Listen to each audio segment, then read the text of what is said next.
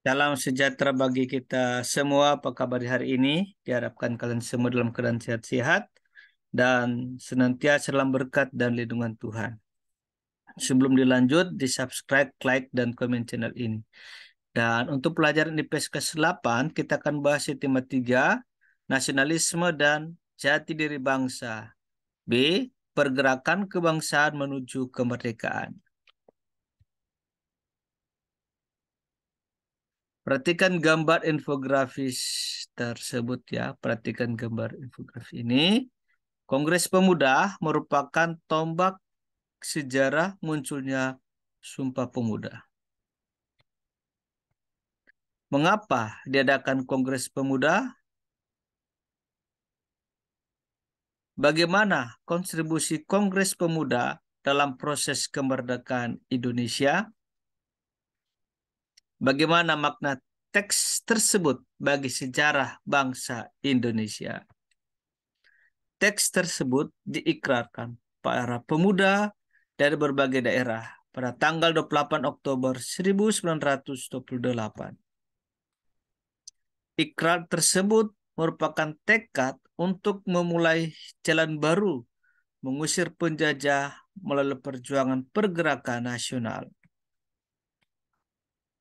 Mengapa para pemuda menggelorakan pergerakan nasional? Bangsa Indonesia sadar berbagai penyebab kegagalan perjuangan kemerdekaan pada masa lalu.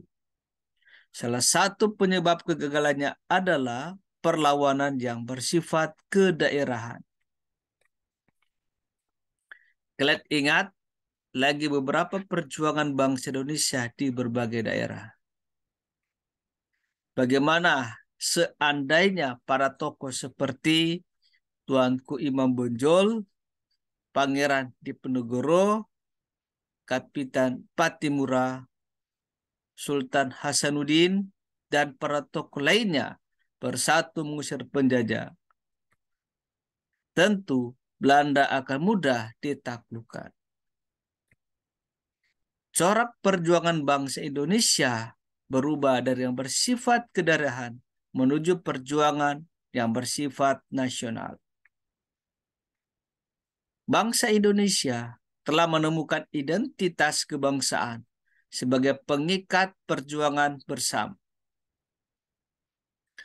Paham kebangsaan atau nasionalisme telah tumbuh dan menjelma menjadi sarana perjuangan yang sangat kuat. Proses menuju kemerdekaan Indonesia melalui berbagai tahap, salah satunya dengan kemunculan berbagai perkumpulan masyarakat atau organisasi untuk menghadapi penjajah. Pergerakan untuk menentang penjajah masih bersifat kedaerahan hingga pada tahun 1908 mulai lahir organisasi modern. Bangsa Indonesia sadar salah satu penyebab kegagalan adalah perlawanan yang bersifat kedaerahan. A. Faktor penyebab pergerakan nasional.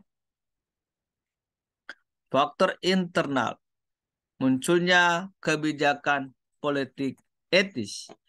Politik etis atau politik balas budi adalah suatu pemikiran yang menyatakan bahwa pemerintah kolonial Belanda memegang hutang tanggung jawab moral bagi kesejahteraan rakyat Nusantara.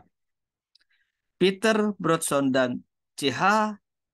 van Deventer membuka mata pemerintah Belanda untuk lebih memperhatikan nasib rakyat pribumi. Mereka berargumen, pemerintah Belanda telah begitu lama mengambil untung besar dari wilayah jajahan, sementara rakyat pribumi menderita. Hutang kehormatan harus dilunasi. Maka pemerintah Belanda memiliki kewajiban moral untuk melakukan balas budi melalui kesejahteraan penduduk. Pada tahun 1901, Ratu Belanda Wilhelmina mengeluarkan kebijakannya yang disebut dengan politik etis. Nah, ada 3 bidang dalam politik etis. Yang pertama adalah irigasi atau pengairan, di mana pemerintah Belanda membangun dan memperbaiki irigasi, membangun bendungan besar penampung hujan untuk keperluan pertanian. Pemerintah Belanda juga melakukan perbaikan sanitasi untuk mengurangi penyakit. Bidang kedua, emigrasi atau perpindahan penduduk. Program emigrasi dipakai pemerintah Belanda untuk pemerataan penduduk di Pulau Jawa dan Madura. Apalagi kawasan perkebunan yang begitu luas di luar Pulau Jawa tidak sebanding dengan kawasan pemukiman yang semakin sempit.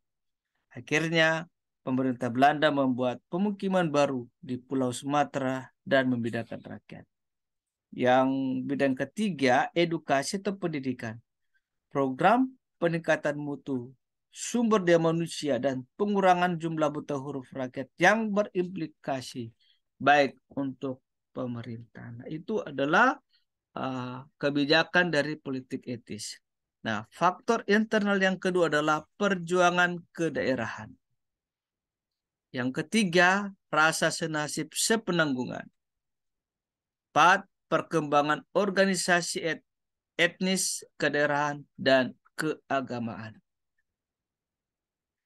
Faktor eksternal. 1. Berkembangnya paham baru, demokrasi, liberalisme, komunisme, nasionalisme, pan-islamisme.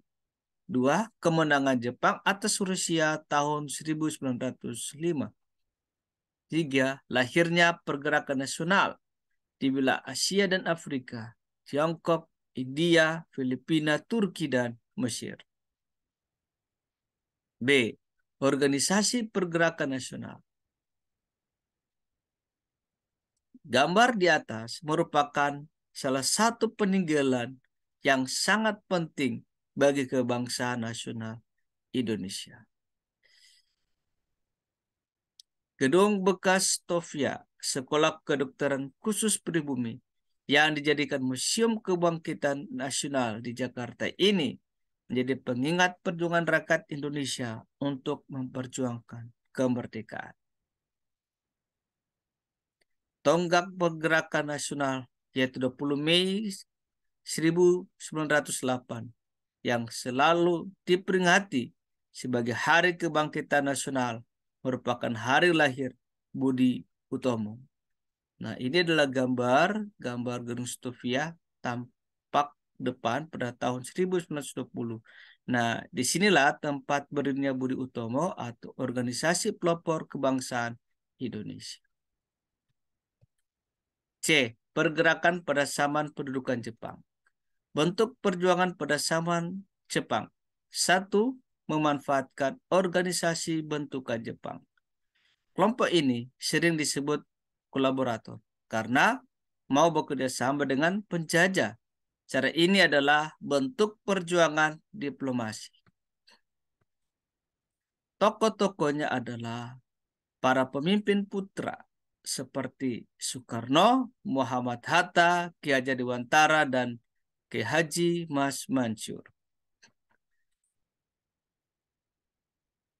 Mereka memanfaatkan putra sebagai sarana komunikasi dengan rakyat.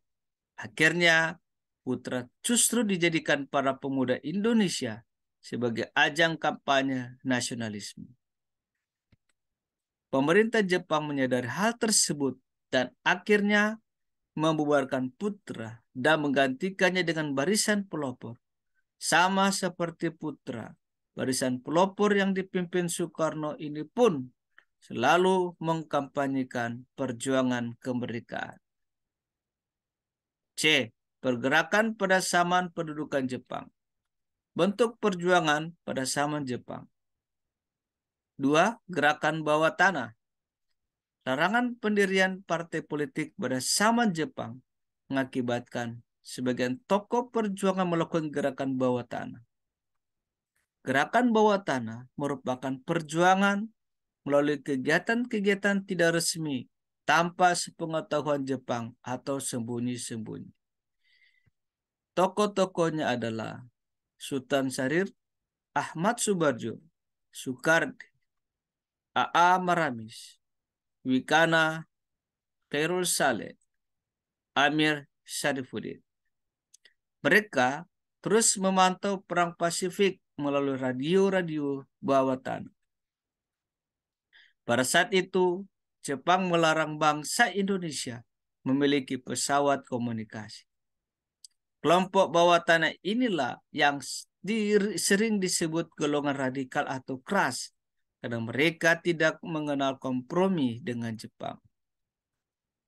C. Pergerakan pada zaman pendudukan Jepang. Ya, sekarang kita lanjut di poin yang ketiga. Perlawanan bersenjata. Pertama, perlawanan rakyat Aceh menentang peraturan-peraturan Jepang. 2. Perlawanan Singaparna, Jawa Barat menentang Sekirei, yakni menghormati Kaisar Jepang.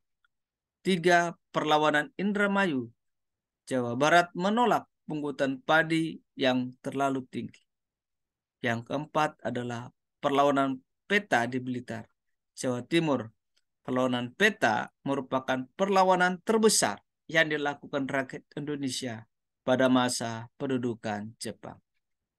Thank you, terima kasih. Demikianlah materi kita telah selesai. Kiranya materi bisa bermanfaat bagi kalian semua.